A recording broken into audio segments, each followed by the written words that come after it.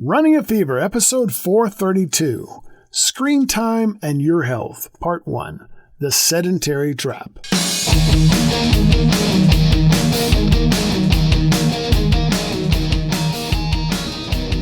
Welcome to Running a Fever, a show about fitness, diet, and medicine. I'm Michael Davis, and my goal is to live a long, healthy, happy, active life right up to the very end. It's all about living long and loving life. That's what you're into. This is the place for you. As usual, when I'm finding topics for the show, I started hearing about how screen time should be limited and maybe we should all be wearing glasses that block out blue light. Why? There are screens everywhere now. At work, you have at least one, maybe more computer screens. I have 3 at work, plus the smartphone. That goes everywhere with you. How about the TV you turn on when you get home from work? Even when working out, we have screens on our exercise bikes or treadmills that show us stats or video that lets us imagine we're outside somewhere or lets us watch the news while we sweat. Maybe your kids play video games for hours on end. Screens are everywhere, and we use them because we think they are helpful or entertaining. So they've just become a part of life. They're ubiquitous. However, that being the case, if there is something unhealthy about them, it could impact our whole lives, and the impact could be significant. So I set about digging into this concept and trying to find out the real deal. In this series, we're diving deep into the hidden costs of screen time. Not just the obvious ones, but the ones that quietly shape our bodies, minds, relationships, and routines. We'll explore how screens affect our physical health, sleep, brain function, family dynamics, and most importantly, our time. You'll hear from experts in neuroscience, wellness, and digital behavior, along with real stories from people trying to find a balance in a screen-saturated world. It's about awareness, empowerment, and reclaiming control over how we live, connect, and rest. Episode 1 is about the sedentary trap. How prolonged screen time contributes to reduced physical activity and metabolic slowdown, increased risk of heart disease, obesity, and insulin resistance, and the link between screen habits and poor posture or chronic pain. In Episode 2, it's Screens versus Sleep. We'll dive into the science of how screens disrupt sleep, blue light, melatonin suppression, sleep deprivation's impact on mood, memory, and cardiovascular health, and tips for better sleep hygiene in a digital world. Episode 3 is called Digital Fog, What Screens Do to Your Brain. We'll unpack the cognitive effects, thinning the cerebral cortex, and reduced gray matter, impaired focus, memory, decision-making, and screen addiction and its emotional toll. Episode 4 covers digital distress in families. The focus will be on emotional and behavioral effects in kids and adults, tantrums, anxiety, and social withdrawal in children, how screen habits affect relationships and family dynamics, and strategies for setting healthy boundaries. Finally comes Episode 5, Reclaiming Your Time. Some practical solutions such as the 20-20-20 rule for eye health, creating screen-free zones and routines, and mindful tech use and digital detox strategies. So let's get started. One of the big negative impacts of prolonged screen time is that it keeps you from doing anything else, specifically anything physical. Remember my goal of having an active life? This is key. A National Institutes of Health article says that longitudinal studies have shown that sedentary screen time, especially TV viewing, increases the risk of children being overweight and obese, and that childhood screen time is a risk factor for adult obesity. Increased TV viewing among adults is positively associated with overweight and obesity, cardiovascular disease, type 2 diabetes, and all-cause mortality. That sounds pretty ominous. For children, the American Academy of Pediatrics recommends no TV for children under the age of 2 and no more than 2 hours per day for older children. but on average, children spend 7.2 hours per day just watching TV or playing video games. This doesn't include work, school, or phone use.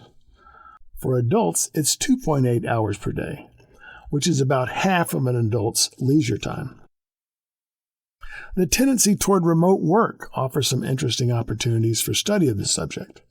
According to IMS Magazine, a survey of 2,000 remote and hybrid workers in the United States, conducted by the Upright Pose team, revealed some alarming findings.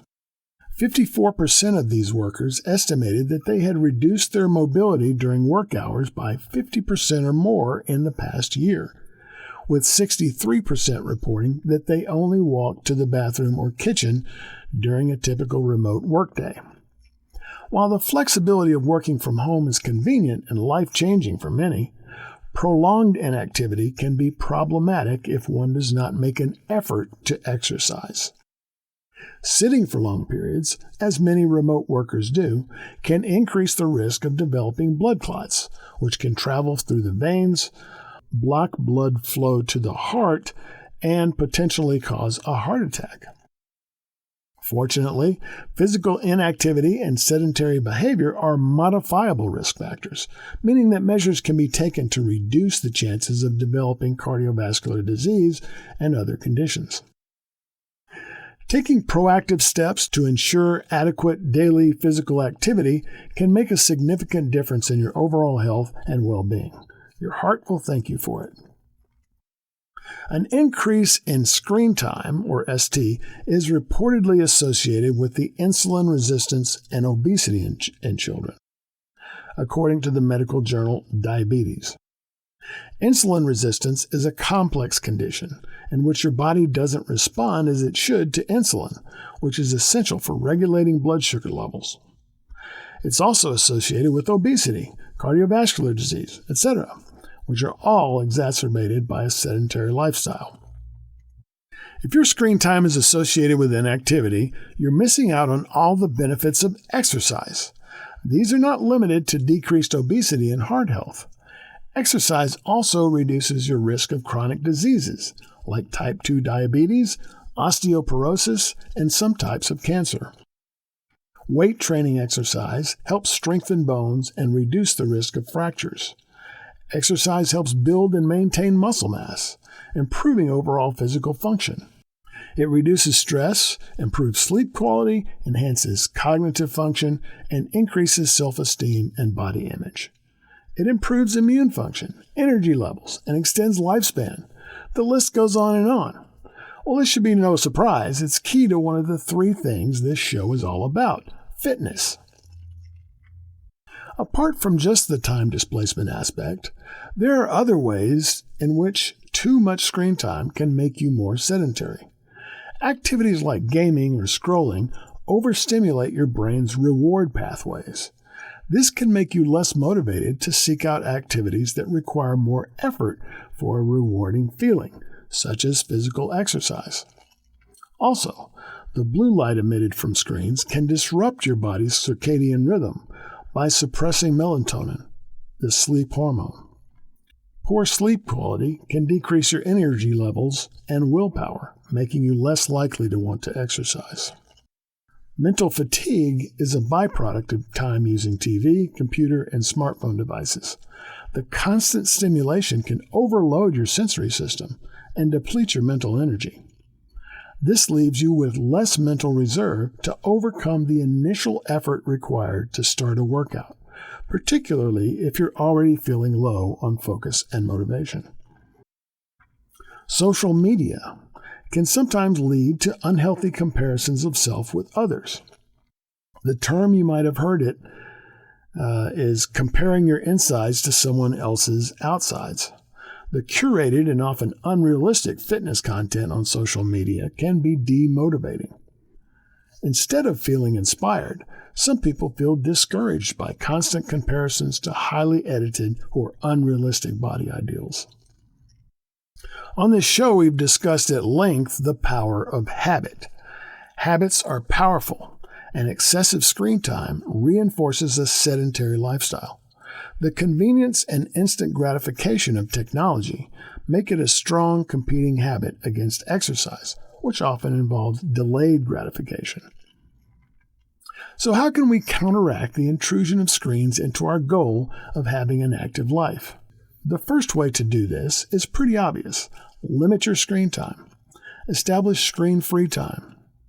Implement rules for yourself or your family, such as designating certain times, like dinner time, or areas, like bedrooms, as screen-free. Another way is to schedule exercise first. Plan and complete your workout before you settle down for a long session of screen-based entertainment. We can also leverage technology for good. Use apps and wearables to track your progress, participate in fitness challenges, or connect with supportive communities. For instance, a 2025 study found that active video game content can help motivate adolescents to exercise. Finally, make it fun. Choose physical activities that you genuinely enjoy so that you're more intrinsically motivated to participate. There are more solutions we'll get into later in the series. I hope this episode has made you aware of how the use of TV, phone, computers, and other devices can have a serious impact on your physical fitness and provided some ways to help you counteract this effect in your daily life. Thanks for watching or listening. You can help the show reach more people by liking the video and subscribing to my channel on YouTube, or by watching or listening to more of my over 400 past episodes. Until next time, if you've got the fever, keep it burning. And if you don't, catch the fever. And I'll see you next time on Running a Fever.